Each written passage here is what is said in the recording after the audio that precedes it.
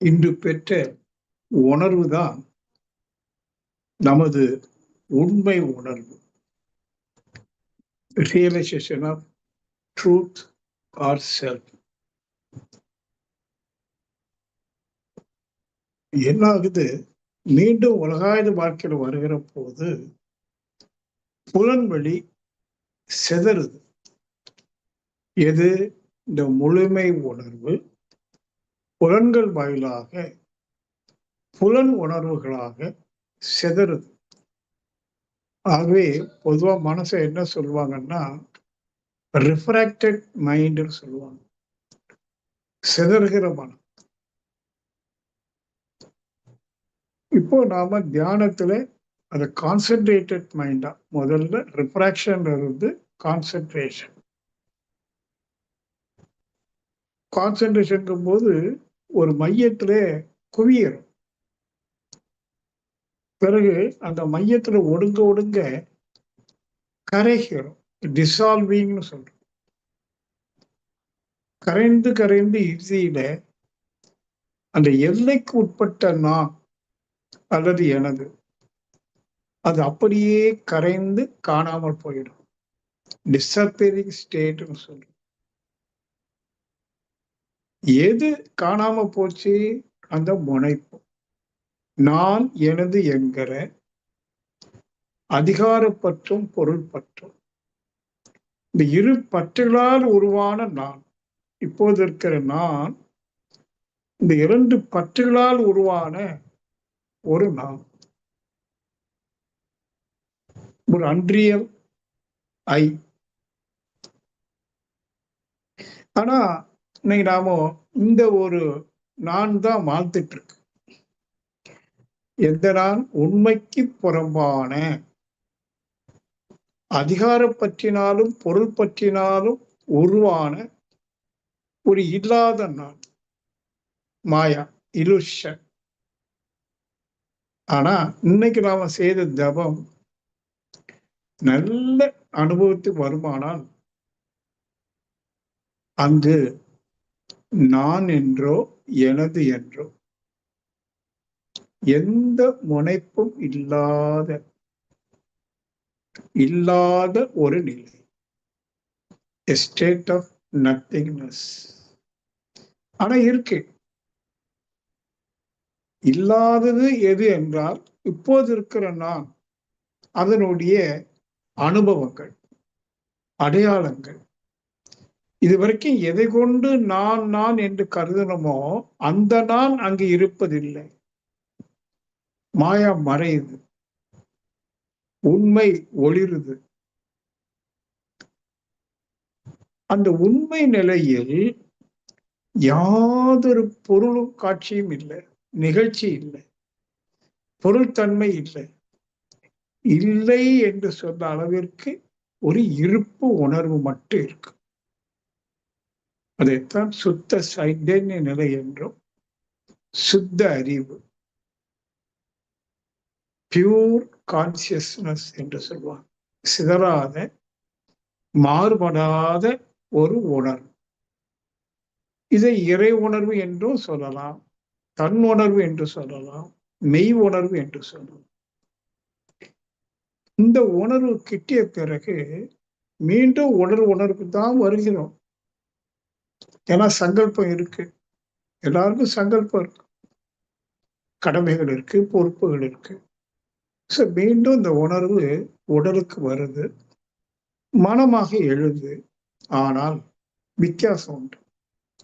இதுக்கு முன்பு மனமாக இயக்கும் போது அந்த மனதுல ரெண்டு அம்சங்கள் இருக்கும், ஒன்று நான், மற்றொன்று எனது. ரெண்டு அம்சங்கள் இருக்கும். இந்த அனுபவம் பெற்ற பிறகு, இந்த முழுமை அனுபவம் பெற்ற பிறகு அந்த ரெண்டு இருக்காது. மாறாக நாம், நான் அல்ல நாம், அல்லது யாம். யாம் நல்ல வார்த்தை. இந்த யாம் என்ற வார்த்தை முழுமையை குறிக்கிற சொல். நான் என்கிற வார்த்தை சிறுமையை குறிக்கிற சொல். அப்போ அந்த முழுமை உணர்வு பெற்றுட்டு மீண்டும் உடலுக்கு வந்தாலோ அங்கு எழக்கூடிய மனம் எல்லாவற்றையும் இணைத்துதான் பார்க்கும், பிரித்து பார்க்கிறது. இதுதான் மகர்ஷி ஒரு பாடல்ல பகுத்துணர்வில் தொகுத்துணர்வு பண்பாட்டை உயர்த்தட்டும். இதுவரைக்கும் புலன்மொழியாக பகுத்து பகுத்து பார்த்தோம். இப்போ உணர்வுல எல்லாவற்றையும் தொகுத்து ஒன்றாக பி ஒன்னஸ், பி ஒன்னஸ். ரெண்டு இல்லை, அங்க நான் மட்டும்தான் இருக்கு. இந்த நான் இப்ப சொன்னது சிறுமை அல்ல, முழுமை. அத்தகைய என்னை தவிர்த்து பிரிது ஒன்றும் இல்லை. பிரிது ஒன்றினால் எனக்கு யாதொரு பாதிப்பும் இல்லை. நானே முழுமையாக இருக்கின்ற காரணத்தினால் இனி நான் பெறுவதற்கோ இழப்பதற்கோ ஒன்றும் இல்லை.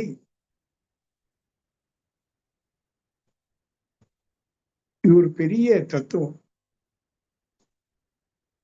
உன்னதமான முழுமையான தத்துவம். என்னை தவிர்த்து பிரிது ஒன்றும் இல்லை. இப்போ என்னைன்னு சொல்றது ஆணவம் அல்ல. பொதுவா என்ன சொல்றோம், இறைவனை தவிர்த்து பெரிது ஒன்றும் இல்லை, அது சொல் வேறுபாடு. அல்லது இந்த உண்மையை தவிர்த்து பெரிது ஒன்றும் இல்லை, பெரிது ஒன்றினால் இந்த உண்மைக்கு பாதிப்பில்லை. அது பழக்கத்தினால அதுக்கு இறைவன் என்று பெயர் கொடுத்திருக்கிறோம். ஆனா அங்கு எந்த நாமத்திற்கும் உட்படாத சுத்த சைதன்யம் உணரும்.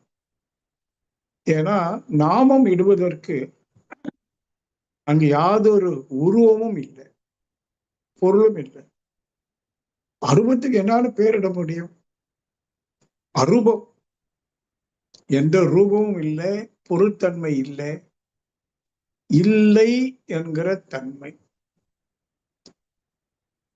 அப்ப நாம ரூபம் கடந்த இறைவன் என்ற நாமமும் கடந்த, நான் என்கிற நாமமும் கடந்த,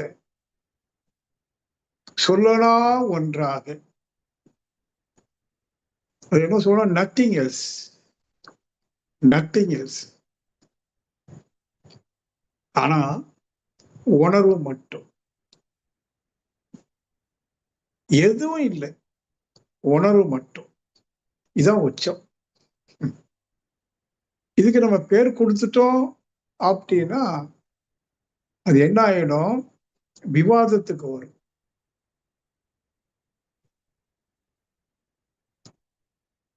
வித்தை என்றால் பிரம்ம வித்தை உயர்வதாகும், வேதாந்தம் பேசுவதால் கிட்டுவிடாது. வேதாந்தம்னா என்ன? ஆர்குமெண்ட்ஸ், கருத்து வேறுபாடுகளின் மோதல்கள். எத்தனை வேதம் இருக்கு, எத்தனை மதங்கள் இருக்கு, ஒவ்வொரு மதத்துக்கும் ஒவ்வொரு வேதம். நாம வேதம் கடந்த நிலை, வேறுபாடுகள் கடந்த நிலை. அங்க ஒண்ணு சொல்றதுக்கு இல்லை, நத்திங் எல்ஸ். சொல்லடா ஒன்று, மொழிவதற்கு இல்லை, வார்த்தைகள் எடுபடாது. அது சுத்த மோன நிலை. அவையா சொல்றாங்கல்ல, ஞானத்தின் உச்சவரம்பு சுத்த மோனம். The peak of wisdom is total silence. It is unexplainable, but it is experienceable. அது விளக்க முடியாது, மாறாக உணரணும். உணர்ந்தவன் அவனுக்கு மட்டும்தான் அந்த சாம்ராஜ்யம் இருக்கே, த கிங்டம் ஆஃப் காட், இறைவனுடைய ஆளுமை, சாம்ராஜ்யம், அது அவனுக்கு மட்டும்தான். அந்த ஆளுமையில் இருந்து கொண்டு இந்த சமுதாயத்தை பார்க்கிறோம், இந்த உலகத்தை பார்க்கிறோம். பல வேறுபாடுகள் இருக்கு, ஆனா அவன் எல்லாவற்றையும் வேறுபாடாக பார்ப்பதில்லை. ஒவ்வொரு வேறுபாட்டுக்குள்ளும் ஒரு உடன்பாடு தத்துவம் இருப்பதை அவன் உணர்ந்து கொள்கிறான். பல நியாயங்கள், ஒவ்வொரு நியாயத்தில் இருக்கக்கூடிய நியாயத்தையும் அவன் புரிந்து கொள்கிறான். ஆகையினால எல்லா நியாயங்களையும் நியாயமே என்று ஏற்றுக்கொள்கிறான். ஆனா சாதாரண மனோநிலையில என் நியாயம் எனக்கு, உன் நியாயம் உனக்குன்னு சொல்லுவோம். நியாயங்கள் வேறுபடும். ஆனா தன்னை உணர்ந்தவனுக்கு நியாயங்கள் வேறுபாடாக இருந்தாலும் அவனுக்கு அது உடன்பாடு. நீ சொல்றது சரிதான்ப்பா, நீ சொல்றது சரிதான்ப்பா. சிலவங்க கேட்பான், சரி எது சரி? உனக்கு எது சரியோ அது சரி. இல்ல சார் எனக்கு இப்படிப்படுது, அது உனக்கு சரிதான். அதனாலதான் நான் அடிக்கடி சொல்வேன், நத்திங் இஸ் ராங். எதுவுமே தவறு இல்லை. இது உனக்கு, அது அவனுக்கு, எனக்கு எல்லாம். இந்த ஒரு பார்வை, இதைத்தான் விஷன் என்று சொல்றோம். சாதாரண கண்ணால பார்க்கிறது அல்ல விஷன். அது உணர்வு பூர்வமாக பார்க்கக்கூடியது. எப்பொருளிலும் இறைவனை காணக்கூடிய, இங்க இறைவன் சொன்னா அந்த முழுமையை.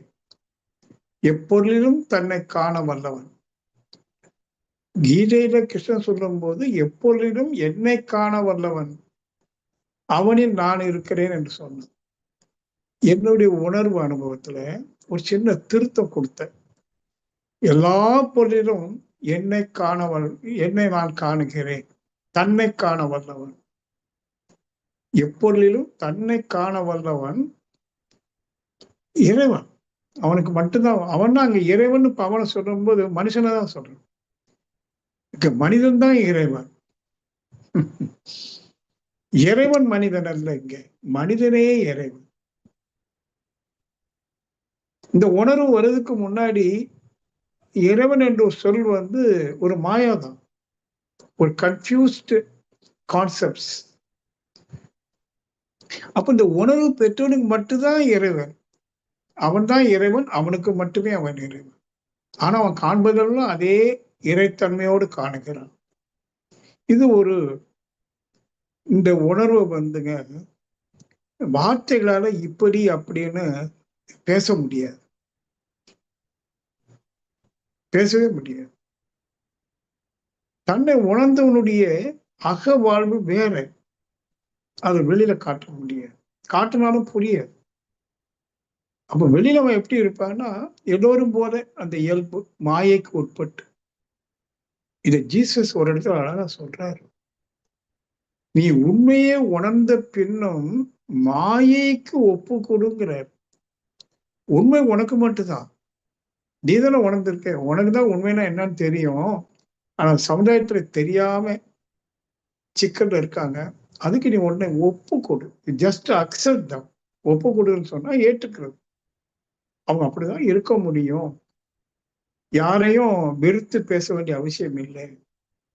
அரசியல்வாதியை வெறுக்க வேண்டாம், கொள்ளையடிச்சிட்டான்னு சொல்ல வேண்டாம், ஒரு கொலகாரன் என்று சொல்ல வேண்டாம். அவன் கொலை செய்தது மாயா, அறியாமை. அப்போ மாயையில எல்லாம் நடக்கும்போது என்ன செய்ய முடியும்? மாயை ஏத்துக்க வேண்டியதுதான், ஒத்துக்க வேண்டியது. பாருங்க எவ்வளவு அழகா அந்த வசனம். நீ உண்மையை உணர்ந்த பின்னும் மாயைக்கு ஒப்புக்கொடு.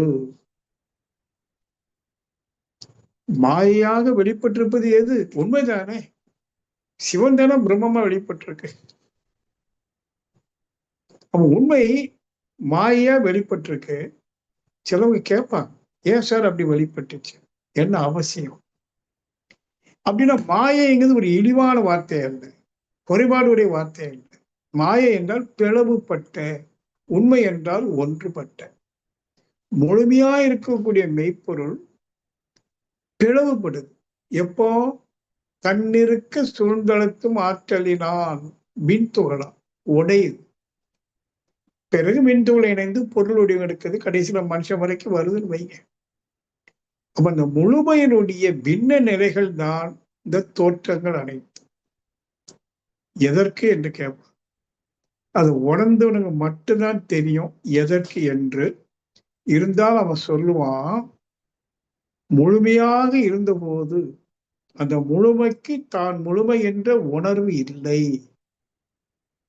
அந்த முழுமைக்கு தான் முழுமை என்ற உணர்வு இல்லையா. அது தன்னை அறியாத நிலை, ஒரு இன்னசென்ட் ஸ்டேட்.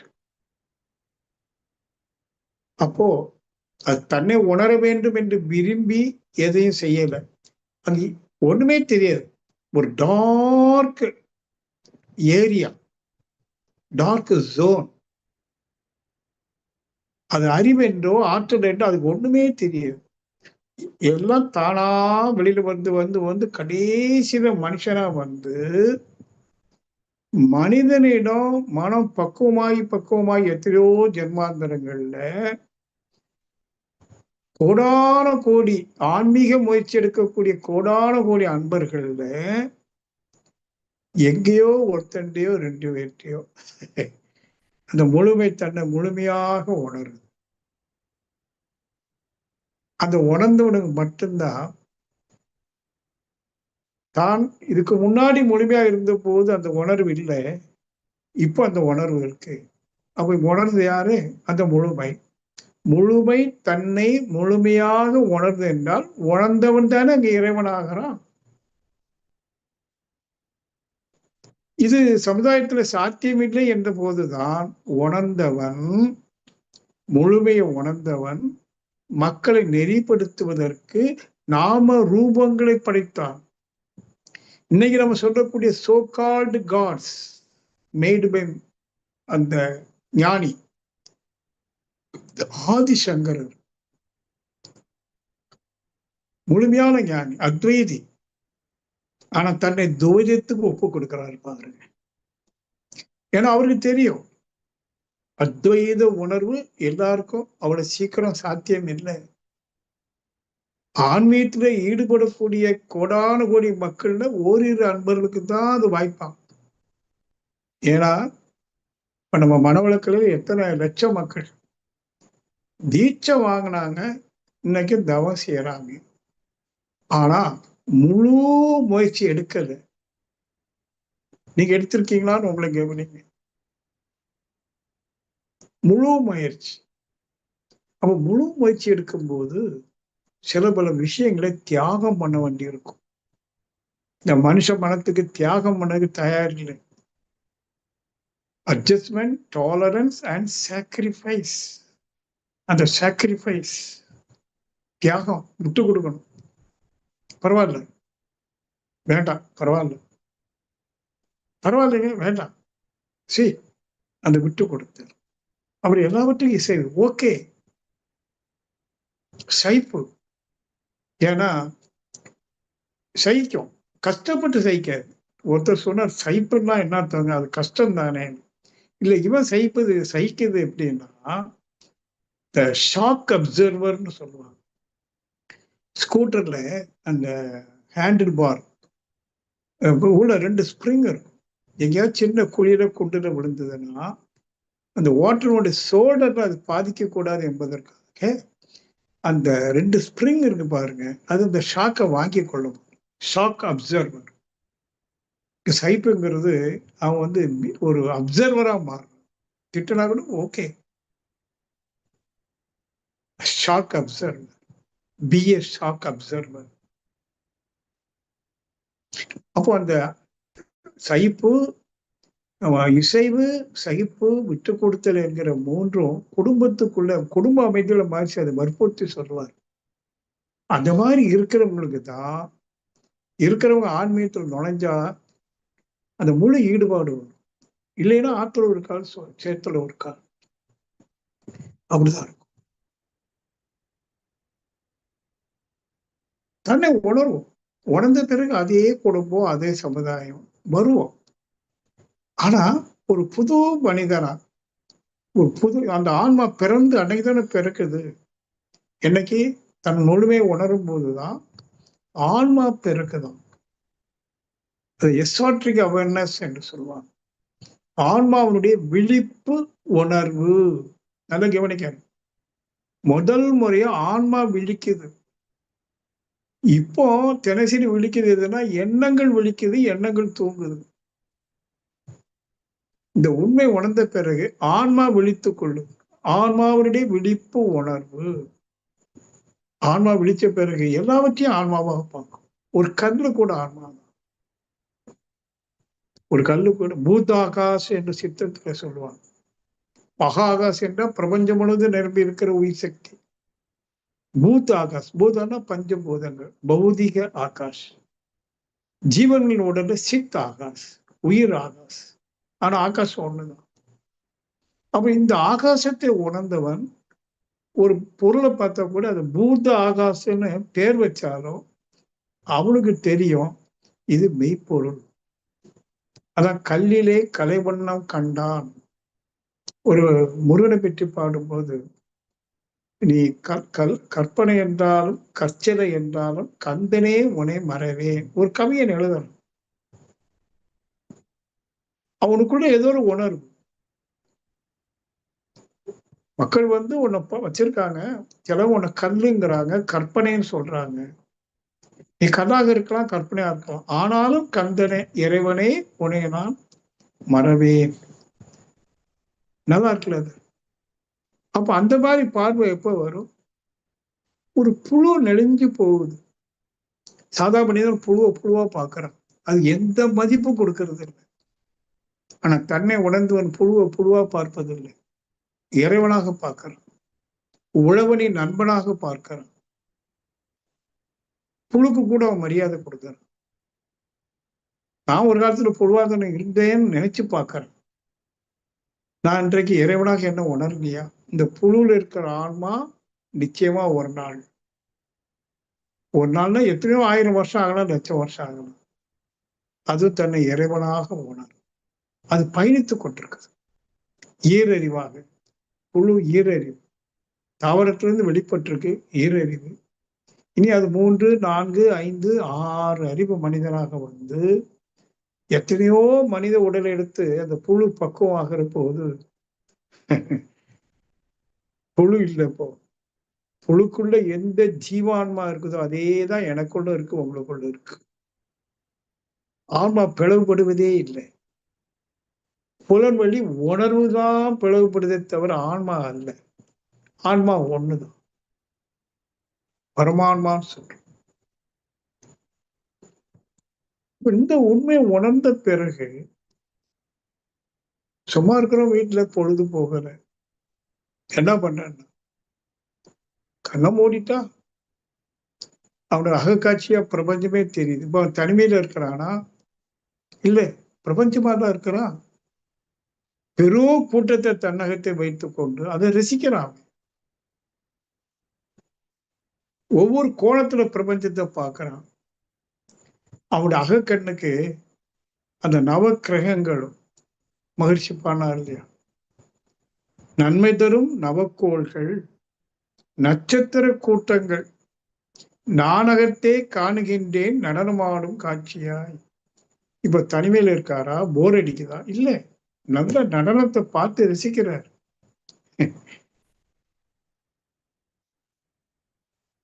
ஏன்னா அவங்களுக்கு இந்த விஷன் சொன்னா அந்த கோணம் இருக்க டைமென்ஷன்ஸ், கோணம்னு சொல்றோம்.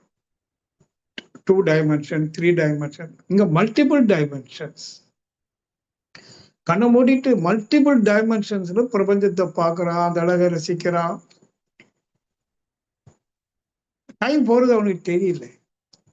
அவனுக்கு நோ டைம் போறது தெரியும்னு சொல்ல முடியாது. No time and no space, because is eternal being. தன்னுடைய எட்டர்னிட்டியை, அந்த பீயிங்னஸ் அவன் உணர்ந்துட்டு பிரபஞ்சத்தை பார்க்கிற போது no time and no distance,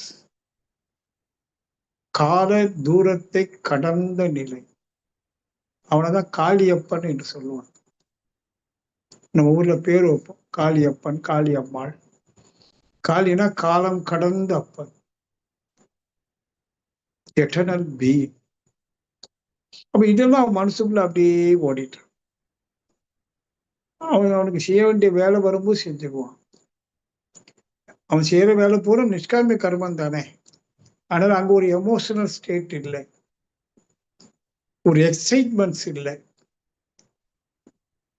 just he is doing his karma with love, without emotions.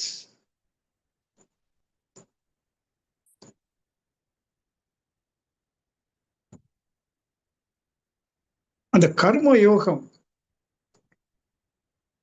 முதல்ல பக்தி யோகம். குருக்கு மேல நான் பக்தி வச்சிருந்தேன். அவர் எனக்கு ராஜ யோகம் கற்றுக் கொடுத்தார். ஞான யோகம் கற்றுக் கொடுத்தார். கடைசியில அந்த ஞானம் வந்த பிறகு கர்ம யோகம் கற்றுக் கொடுக்க வேண்டியதுல தானா வரும். தட்ஸ் கால்ட் நிஷ்காமிய கர்மா. அவன் அந்த நிஷ்காமிய கர்மம் செய்யறவனுக்கு தான் கர்மம் செய்யறேனே தெரியாது. ஆனால் அவன் டயர்ட் ஆகுறதே இல்லை. That is the beauty. சிலவங்க சொல்லுவாங்க, என்ன இவ்வளவு நேரம் பேசிட்டு இருக்காரு மகரிஷி. மகரிஷி போய் சொன்னாங்க, நானும் உண்டு. சாமி, நீங்க ரொம்ப பேசுறீங்க, போதும், டயர்ட் ஆயிடுவீங்க, இனி வெளிநாட்டுக்கெல்லாம் போக வேண்டாம் சொன்னாங்க. மகரிஷி சொன்னாரு, ஒரு உதாரணம் சொல்லி சொன்னார். அடுப்புல பால் வைக்கிறோம், பால் மெதுவா சூடாகி பொங்குது. நீ நெருப்பை அணைக்கலைன்னா பால் முழுவதும் பொங்கி வழிது வரைக்கும் பொங்கிக்கிட்டே இருக்கும். அது காலியாத வரைக்கும் பொங்கும். அது உதாரணம். அது போல இங்க அறிவு முழுமை ஆயிடுச்சுப்பா, பொங்கிக்கிட்டே இருக்கு. ஆனா இந்த அறிவு குறைபடாது. பால் ஒரு மெட்டீரியல், காலி ஆயிடும். ஆனா அறிவு பொங்கிக்கிட்டே இருக்கும். அதான் நான் பேசிக்கிட்டே இருப்பேன். நீ நினைச்சா நான் நிறுத்த முடியாது. நானா பேசுறேன், அறிவு பொங்குது, வலிந்து கொண்டே இருக்கும். ஆனா அந்த உடலுக்கு அது டயர்ட் ஆகாதுன்னாரு. ஏன்னா பேசுறவன் அவன் அல்லவே. நீ அதுவானால் அதுவே சொல்லணும், அதுக்கு ஒரு வாக்கியம் சொன்னாரு மகரிஷி. அவன் அதுவாக இருந்து பேசுறான்னா எது பேசுது? பரம்பொருள். பற்றா பேரிருப்பு. பற்றா பேரிருப்பு. அது எவ்வளவு பேரிருப்பு கொண்டு பேசிட்டு இருந்தாலும் செய்துட்டு இருந்தாலும் அது எந்த குறைபாடும் இல்லை, சோர்வு இல்லை, சலிப்பு இல்லை. நான் பேசுறேன்னு எண்ணம் வந்துருச்சுன்னா டயர்ட் ஆயிடுவான். அவன் தன்னை அந்த முழுமையோடு இணைத்து கொண்டான். மக்கள் நலம் பெறணும், பலனடையணுங்கிறதுக்காக ஏதோ ஒரு மைய கருத்தை எடுத்துட்டு மைய கருத்து ஏக கருத்தா வெளியில வந்துகிட்டே இருக்க அவனுக்கு. நீ அதுவானால் அதுவே சொல்லும். அன்பர்களே, நாம் ஒவ்வொருவரும் வேதாத்திரி மகர்ஷியுடைய சீடர்கள். நாம் ஒரு உண்மையான சீடனாக நாம் ஒவ்வொருவரும் மாறும். உண்மையான சீடன்னு சொன்னா ஒரு குருனுடைய விருப்பம் என்னவா இருக்கும்? தன்னுடைய எல்லா சீடர்களும் ஞானி ஆகிடணும், பிரம்ம ஞானி ஆகிடணும். மகர்ஷி சர்டிபிகேட் கொடுத்தார். முதல் பிரம்மஞான பயிற்சி நானும் உண்டு. எல்லாத்துக்கும் சர்டிபிகேட் கொடுத்தாச்சு. அவர் கடைசியில் ஒரு உரை நிறுத்துறார், உணர்வு பூர்வமா. அப்போ சொல்றார், பிரம்மஞானியர்களேன்னு கூப்பிட்டார். கூப்பிட்டுட்டு ஃபியூ செகண்ட்ஸ் மௌனமா இருந்தார். அப்போ ஒரு சின்ன கதை சொன்னார். ஒரு ஏழை தாய், ஒரு நாளைக்கு ஒரு நேரம் தான் அவங்களுக்கு சாப்பாடு. அந்த தாய் தன் மடியில ஒரு குழந்தைய வச்சிருக்காங்க. அதுக்கும் பால் கொடுக்குறது கூட இவளுக்கு நிறைய சாப்பிட முடியல. அப்போ அந்த குழந்தை எப்படி இருக்கும்? அந்த குழந்தை கட்டி பிடிச்சிட்டு அந்த தாய், கண்ணு என் ராஜா அப்படின்னு நெத்தியில முத்தமிட்டாங்க. என்ன சொல்ற? என் ராஜா. ஒருவேளை சாப்பாட்டுக்கு கஷ்டம், என் ராஜான்னு அந்த அம்மா பாக்குறாங்க. அது போல நான் உங்கள் எல்லோரும் பிரம்மஞானிகளாக பார்க்கிறேன்.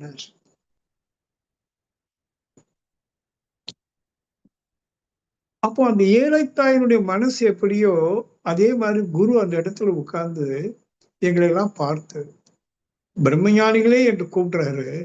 ஆனா ஒரு கதையை சொல்லிட்டார். அந்த கதை அப்படின்னா என்ன அர்த்தம்? நீ இப்போதைக்கு இல்ல பிரம்மஞானி, ஏழையா இருக்க. அறிவுல நீ ஏழை, வறுமையா இருக்க. நீ அறிவில முழுமை அடைந்து பிரம்மஞானியாக நான் ஒன்னா பார்க்கணும். ஒரு தாய்க்கு அப்படிதான் என்ன இருக்கும்? தன் மகன் பெரியவனாகி படிச்சு பெரிய உத்தியோகத்துல போய் ஈன்ற பொழுதில் பெரிதுவக்கும் தன் மகனை சான்றோன் என கேட்ட தாய்.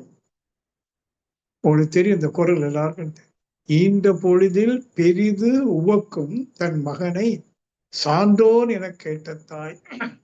குழந்தை பெறும்போது அவளுக்கு இருந்த சந்தோஷத்தை விட என் மகன் சான்றோன் என்று அந்த தாய் அறியும் போது ஏற்படக்கூடிய மகிழ்ச்சி. இன்னைக்கு மகிழ்ச்சி உருவத்துல இல்லை, தோற்றம் மறைஞ்சிச்சு, ஆத்மா மறைஞ்சிச்சா? அந்த குருவனுடைய ஆன்மா எங்க இருக்கும்? உண்மையான சீடனுக்கு அருகாமைக்கு போய் நிற்கும், சூட்சும சரீரமா. இவன் பிரம்மஞான எனக்கு காட்சி கொடுக்க மாட்டானா?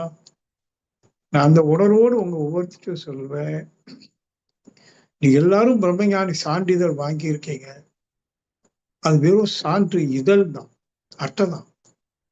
ஆனா உணர்வு பூர்வமாக பிரம்மஞானம் அடைந்து மகிழ்ச்சி அவருடைய படத்துக்கு முன்னாடி போய் நின்று நீங்க அவருக்கு ஒப்பு கொடுக்கணும். நீங்க கண்ட கனவு ஐயா இன்றைக்கு நிஜமாக இருக்கு, நான் பிரம்மஞானி என்று உணர்ந்து விட்டேன், இனி நீ காட்டிய வழியிலேயே முழுமையாக என்னை அர்ப்பணித்து சமூக தொண்டு அருள் தொண்டு செய்வேன். இப்ப என்னுடைய குடும்பம் பெரிய குடும்பம், இது வரைக்கும் 4 பேர் என் குடும்ப உறுப்பினர்கள். இன்றைக்கு என்னுடைய குடும்ப உறுப்பினர்கள் 800 கோடி. வாழ்க வையகம் அப்படிங்கிற அளவுக்கு நீங்க ஒவ்வொருத்தரும் வரணும். மகிழ்ச்சியுடைய நினைவோடு நின்று அன்று நான் கண்ட காட்சி இன்று நினைவுல இருக்கு. முதல் பிரம்மஞானம், பிரம்மஞானிகளே என்று விழித்தார் இல்லையா, அந்த கதையை சொன்னாரு. அப்ப அவர் சொல்லும்போது அவர் கண்ட கொஞ்சம் கண்ணீர் கூட வந்து அவருடைய இதயம் அழுந்தது.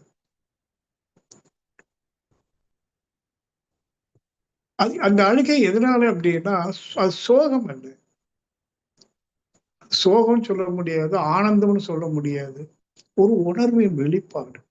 சமூகம் இன்னைக்கு இப்படி இருக்குதே, இவ்வளவு விஞ்ஞானம் வளர்ந்த பிறகு, எத்தனை அரசியல் மாற்றங்கள் நிகழ்ந்த பிறகு, பொருளாதார முன்னேற்றம் நிகழ்ந்த பிறகு, இன்னும் மனிதன் தன்னை மனிதனாக உணராம தனக்கும் பிறருக்கும் துன்பம் தேடிக்கொண்டு வாழ்றானேங்கிற ஒரு உணர்வுல அவங்க அந்த உணர்வு மேல வரும்போது நம்ம எல்லாம் பிரம்மஞானி ஆக்கிடணும் அப்படிங்கிற அளவுக்கு அவரு அன்னைக்கு உருக்கமா சொன்னார்.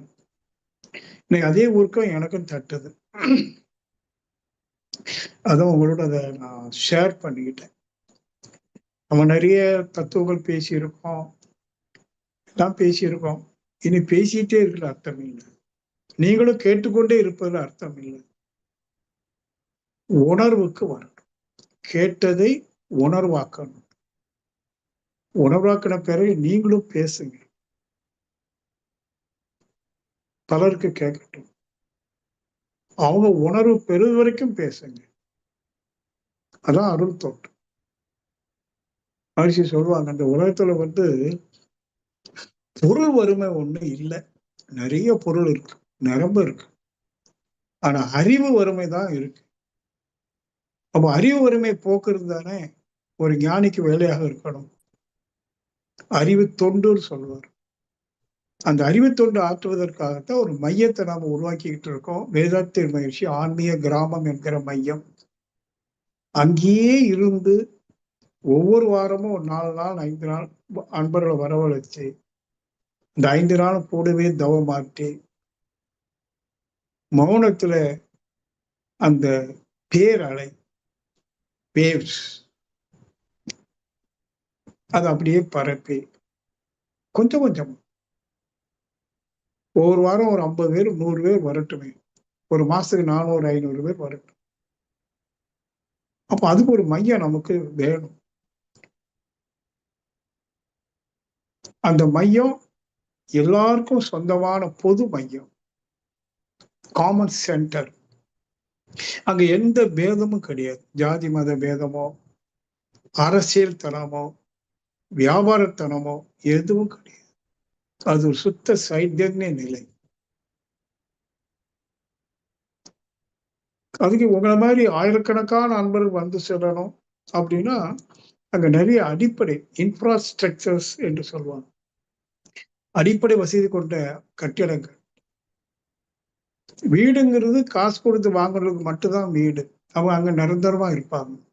ஆனா வந்து போறவங்களுக்கு எல்லாரும் வீடு வாங்க முடியாது, அவசியமும் இல்லை. ஏதோ 2 மாசம் ஒருக்க வந்து ஒரு 5 நாள் ரீசார்ஜ் பண்ணிட்டு போறேன்ட்டு வரக்கூடியவங்களுக்கு ரூம்ஸ் வேணும், மற்ற நிறைய மருத்துவ வசதி, பொழுதுபோக்கு வசதி எல்லாம் அமைக்கிறோம். இதுக்கு நிறைய நிதி தேவைப்படுது. இந்த கட்டத்துல உங்க எல்லார்ட்டையும் நான் நிதி கேட்கிறேன். எவ்வளவு உங்களால முடியுமோ அவ்வளவு நிதியை நீங்க வேதம் குழும ஆன்மீக அறக்கட்டளைக்கு கொடுங்க. நீங்க கொடுக்கிற ஒவ்வொரு பணமும் சமுதாயத்துக்கு பன்மடங்கா பெருகி போக போகுது. உங்களுடைய பங்கு சிறிதாக இருக்கலாம், ஆனால் சிறுதுளி பெருவெள்ளம்.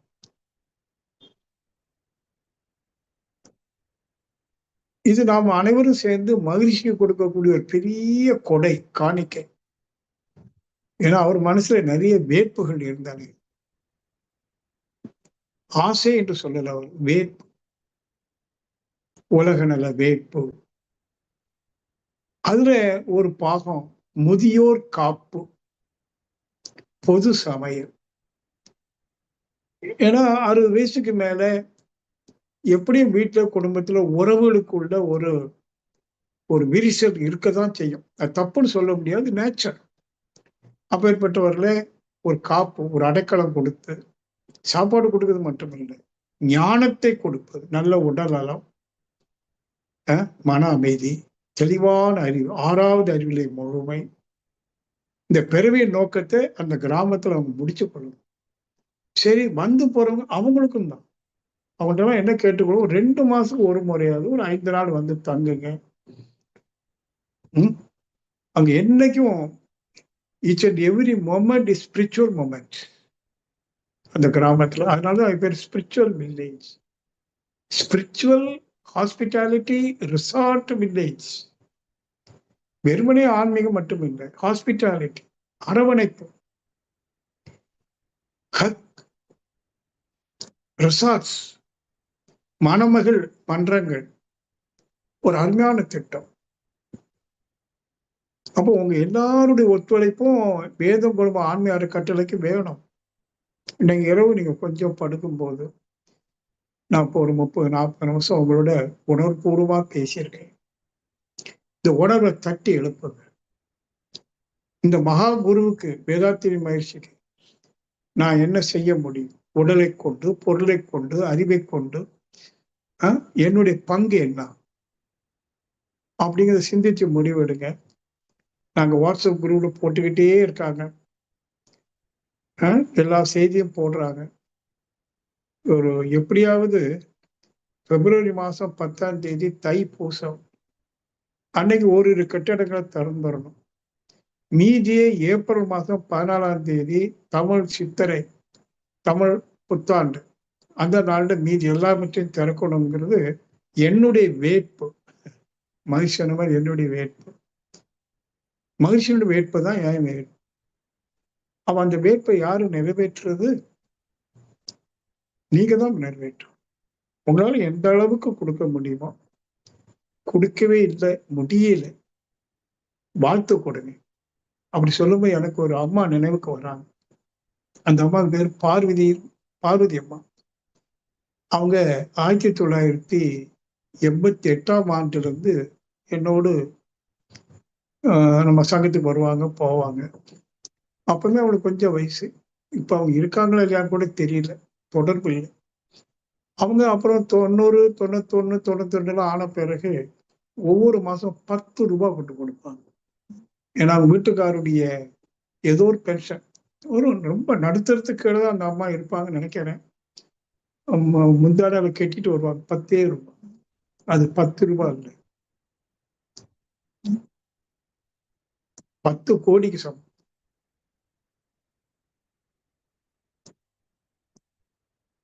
ஏன்னா அந்த 10 ரூபாய் கொடுப்பதுக்காக அந்த மாசத்துல ஒரு நாள் 2ஆம் தேதியோ 1ஆம் தேதியோ அவங்களை பணம் வந்த உடனே முடிச்சு கொண்டுட்டு அதுக்கு நாங்க மெதுவா நடந்து வந்து நாகர்கோவில் அறிவித்தூர்களில் வந்து கொடுப்போம். அந்த எவ்வளவு பொறுப்பு உணர்வு, அன்பு, தொண்டு, அதை நான் நிச்சயமா 10 ரூபாய்ட்டு பார்க்கல. இப்ப பாருங்க, எத்தனையோ வருஷத்துக்கு அப்புறம் இன்னைக்கு மனசுக்குள்ள வந்து நிக்கிறாங்க. அந்த உருவம் அப்படியே தெரியுது. கண்டாங்கி சாரி உடுத்துட்டு, ஒரு வெள்ளை ஜாக்கெட் போட்டு, நரைச்ச முடி, கட்டையா இருப்பாங்க.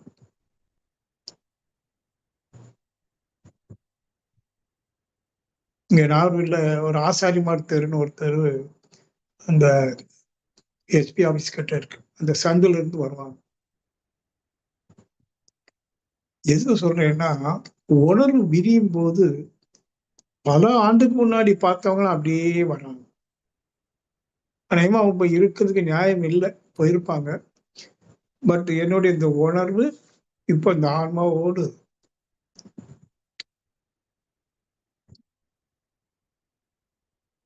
பொருள்